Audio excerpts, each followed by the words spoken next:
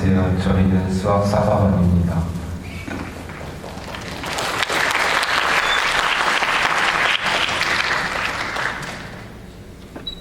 저희는 매 시간마다 2차원 공간에서의 효율적인 배치를 알아보았습니다. 혹시 여러분들은 편의점에서 봉투에 물건을 뒀는데 봉투가 너무 작아서 물건이 다 안 닿이는 경험이나 바구니나 상자에 물건이 많이 들어가지 않아 불편하고 난처했던 경험들이 있을까요? 네, 여러분들이 느꼈듯이 이는 일상에서 많이 발생하는 문제 상황입니다. 아니면 또 다른 예시를 보도록 하겠습니다. 다음에 보이는 사진은 모 마트에서 진행한 참외 무한단계라는 행사였는데요. 여기서 보시다시피 참외를 많이 담아갈수록 이득인 행사였습니다. 여러 블로그에 의하면 참외를 12개만 담아도 성공이라고 하였습니다. 최대로는 14개까지 본 것 같습니다. 이렇게 참외를 어떻게 담느냐에 따라 그 개수가 달라지는데요. 그렇다면 어떻게 해야 더 효율적으로 제한된 공간에 물건을 담을 수 있을까요? 케플러의 가설에 따르면 주어진 공간에서 굴을 가장 많이 넣는 방법은 피라미드 모양으로 쌓는 것이라고 합니다. 그런데 케플러의 가설은 무엇일까요? 무한한 공간에 어떻게 해야 가장 밀도 있는 배열을 넣을 수 있냐는 것이 케플러의 가설입니다. 흔히 오렌지 채우기라고도 불리는 이 가설은 16세기 중반 유행하던 퍼즐의 질문이었습니다. 케플러는 이 글을 쌓는 방법을 연구하면서 입자 사이 최소한의 공간을 남기는 방법을 탐구하였고 면 중심 입방 격자 방식으로 채우는 것보다 더 효과적인 방법이 없다는 사실을 실험적으로 알게 되었습니다. 그러나 케플러 자신은 이 결과를 수학적으로 입증하지 못하였는데 때문에 케플러의 가설이라는 이름이 붙게 되었습니다.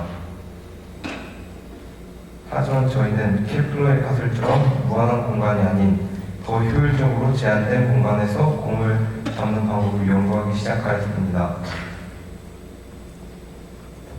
그 문제를 해결하기 위해 저희는 우선 모의 실험으로 탁구공과 상자를 준비하였습니다. 하지만 오차가 많았고 상자의 길이가 애매하여 모양을 잡기 어려워 실패하기 마련이었습니다. 계속되는 실패 때문에 저희는 2차원, 즉 평면으로 눈을 돌렸습니다. 가장 먼저 식을 재우고 실험하기에 앞서 저희는 순탄한 진행을 하기 위해서 원의 반지름을 1로 가정하였습니다. 또한 평면을 무한하다고 가정하고 시작했습니다. 먼저 평면 공간에서 원을 배치하는 방법을 알아보았습니다. 평면에서 원을 배치하는 방법은 보시는 것처럼 아주 다양합니다. 이 연구의 목적은 제한된 공간 안에 가장 많은 원을 넣는 것, 쉽게 설명하면 비어있는 공간이 최소화 되도록 하는 것이기 때문에 비어있는 공간이 다른 배치보다 상대적으로 확연하게 적은 정육각형 배치 그리고 정사각형 배치를 연구해 보았습니다. 밀집한 정도를 비교하기 위해서 저희는 단위 면적에 들어가는 원의 넓이를 구하여 상대적인 효율을 구했습니다. 그렇기 때문에 밀집도를 단위 공간의 넓이분의 단위 공간당 원의 넓이로 생각하여 정사각형 배치의 효율은 4분의 파이, 약 78.54%이고 정육각형 배치의 효율은 루트 10분의 파이, 약 90.29%이므로 무한한 평면에서 정육각형 배치가 정사각형 배치보다 효율적이라는 것을 알게 되었습니다. 그런데 우리 일상생활 속에 무한한 평면을 가진 물체가 있을까요? 아마 없을 것입니다. 그래서 저희는 전개를 가지는 평면에서 원을 채우는 실용적인 방법을 알아보았습니다. 가장 먼저 단순하게 원 n개를 딱 맞도록 넣을 수 있는 가로기를 만들고 계산하였습니다. 아까 무한한 평면에서처럼 구하면 정사각형의 형태는 4분의 8이로 같고 정각형의 형태는 4루트 3분의 2n-1이었습니다. 또한 n의 크기에 따른 효율성을 비교하여 더욱 실용적인 방안을 마련하여 하였으며 그 결과 n은 3.732보다 클 때 정해통 배열이 더욱 효율이 좋은 것을 알 수 있었습니다. 이렇게 보시는 것처럼 효율을 서로 비교해 보았고요. 하지만 언제나 공간의 크기가 딱 공의 크기에 맞을 수 없습니다. 그래서 A가 0보다 크고 1보다 작을 때도 계산해야 할 것입니다. 이때는 정사각형 형태 배열을 사용하지 않고 정육각형 배열 또한 그 여분의 공간이 충분하지 않아 사용하기는 힘듭니다. 이런 상황에서 우리는 두 가지 배열을 사용할 수 있습니다. 첫 번째로는 조금씩 공을 옆으로 띄우는 방법이 있고, 두 번째로는 사이사이에 균등하게 공간을 내서 공의 전체 높이를 낮추는 방법이 있습니다. 우선 첫 번째 방법입니다. 첫 번째 방법은 첫 번째 그림의 작은 삼각형을 관찰해 보면 B변은 2이고 B변은 A입니다. 따라서 이 삼각형의 높이는 피타고라스 정리에 의해 루트 4 A제곱이 되므로 기준 높이는 다음과 같이 되고, 이 높이의 공은 모두 2N기가 들어가게 됩니다.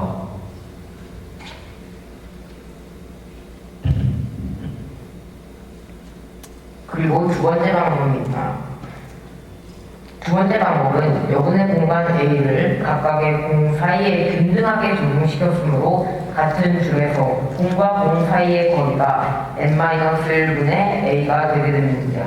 이때 항상 n은 2 이상인데, 왜냐하면 1의 경우 공과 공 사이의 거리가 0분의 A가 되기 때문입니다. 이때 우리는 오른쪽 그림의 작은 삼각형을 관찰하였을 때 B변의 길이가 1 플러스 2n-1분의 A이고 B변의 길이가 2인 직각삼각형을 알 수 있는데요. 이를 통해 피타고라스의 정리를 이용하여 이 직각삼각형의 높이를 다음과 같이 계산할 수 있고, 기준 높이는 이것이 반복된 것이니까 곱하기 2를 하여 구할 수 있었습니다. 또한 이 기준 넓이 안에 들어가는 공의 개수는 2n-1개였습니다. 이렇게 두 가지 방법을 모두 알았으니 두 가지 형태의 효율을 비교해야 됩니다. 두 가지 형태의 효율을 정리한 뒤 n이 2 이상일 때에 대하여 n과 a에 따른 효율을 단위 높이의 제곱분의 단위 넓이 안에 들어가는 공의 개수 곱하기 2로 정리하여 제곱근을 없애보는 방법으로 두 번째 배열이 첫 번째 배열보다 우수할 때에 A의 범위를 구할 수 있는 2차 부등식의 형태를 얻은 뒤 이를 고정된 n값에 대하여 각각 A값의 범위를 계산하여 보면 요식을 계산하여 보면 이런 표가 나오게 되는데, n이 2나 3일 경우 두 번째 효율이 더욱 효율적일 때 양수 A의 범위는 없지만 4, 5, 6 점점 증가할수록 양수 A의 범위가 넓어지는 것으로 보아 점점 n의 값이 증가할 때마다 두 번째 방법의 효율이 첫 번째 방법의 효율보다 커진다는 것을 알 수 있었습니다.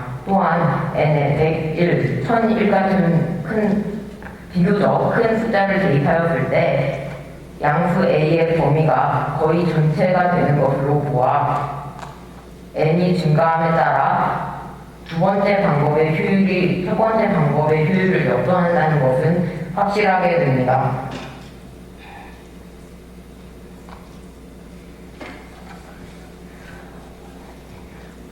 아까 전에 A가 0보다 크고 1 이하일 때를 보았습니다. 그렇다면 이번에는 1보다 크고 2보다 작은 A일 때를 보아야 될 것입니다. 이 경우 두 번째 방법 이 경우 첫 번째 방법 같은 경우에는 조금 달라질 텐데, 왜냐하면 이렇게 아까 전에 A가 0보다 크고 1 이하였을 때는 저런 직각삼각형이 되었던 반면에 지금은 1과 2 사이에 있는 A인 경우 가로의 길이가 늘어났기 때문에 공 사이의 길이를 조금씩 띄울 수 있어 밑변의 길이가 조금 더 긴 직각삼각형을 만듦으로써 높이를 줄이는 효과를 얻을 수 있기 때문입니다. 아래에 있는 삼각형을 보면 B변이 2이고 밑변이 2n-1분의 2a-1이기 때문에 피타고라스의 정리에 의해 높이는 다음과 같이 나오게 되고 기준 높이는 이것의 2배일 것입니다. 두 번째 방법은 아까 전과 같기 때문에 이 슬라이드만 보여드리고 넘기겠습니다. 이제 첫 번째 방법이 두 번째 방법보다 효율이 좋을 때 부등식을 구할 것입니다. 양 방법의 밀도를 제곱한 뒤 정리를 하면 첫 줄과 같은 식이 나오게 되는데 이를 A에 대한 2차 부등식으로 정리를 해주면 두 번째 줄과 같은 식이 나오게 되고 이를 조금 더 간단히 정리해주면 마지막 줄의 식이 나오게 됩니다. 이것을 계산하면은 A의 최대값과 최소값이 모두 음수이고 이 사이에 있는 것이 A의 범위이므로 이것이 성립할 때 A는 모두 음수라는 결론을 낼 수 있습니다. 하지만 저희는 A가 1과 2 사이에 있는 조건으로 구하기 때문에 조건에 맞지 않아 이것은 항상 성립하지 않습니다. 즉, 두 번째 방법이 항상 효율적임을 알 수 있습니다. 결론적으로 가로 길이가 2n일 때는 n이 약 3.7보다 작을 때 정사각형 배열이 클 때는 정육각형 배열이 효과적이라는 것을 알 수 있으며 가로 길이가 2n 플러스 a일 때 a가 0보다 크고 1 이하일 때 n의 값이 증가할수록 두 번째 방식이 효율이 더 좋지만 반대로 크지 않은 n값에서 첫 번째 방식이 항상 효율성이 좋거나 비슷비슷한 효율을 띈다고 볼 수 있습니다. 마지막으로 A가 1과 2 사이에 있을 땐 두 번째 방법의 효율이 항상 더 큰 것을 알 수 있습니다. 이상으로 수학 사사반의 발표를 마치겠습니다. 네, 질의응답 시간입니다. 혹시 질문하는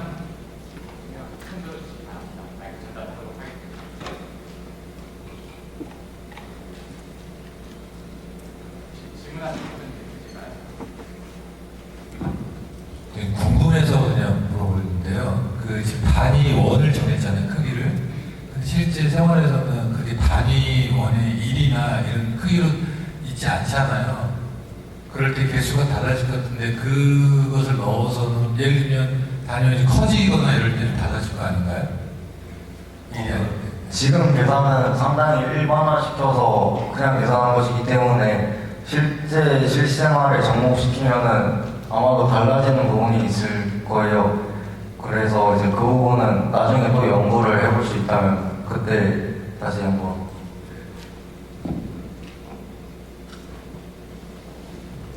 이미 제대로 말씀을 해주셨는데 지금 확인 한 번만 해보는데요. 그러니까 A가 0이 아닌 케이스에서 언제나 두 번째 방법이 효율적인 게 맞나요? 그 N이 3.7 뭐 그거랑 상관없이?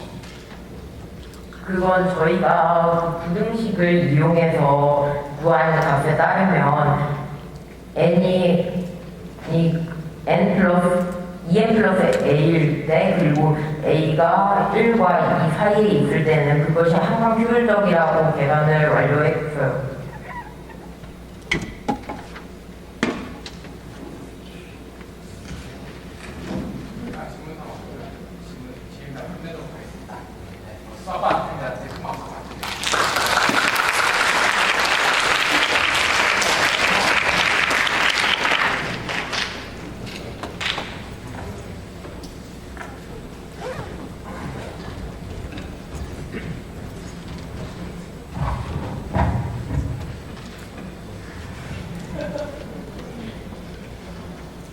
사사과정 학생들 및 지도교수님들 모두 고생 많으셨습니다. 이상으로 2023학년도 중등부 사사과정 연구성과 발표를 마치도록 하겠습니다. 모두 1년 동안 고생 많으셨습니다.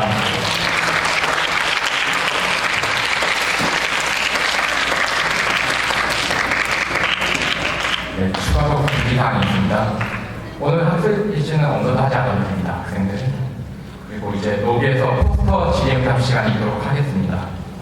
질의응답은 17시까지 자유롭게 진행이 되며 이후에는 자유롭게 기가하시면 됩니다. 사사과정 학생들은 먼저 평가표를 관찰 교사에게 제출하고 각 반 포스터 앞에 가서 질의응답에 대비해 주시기 바랍니다.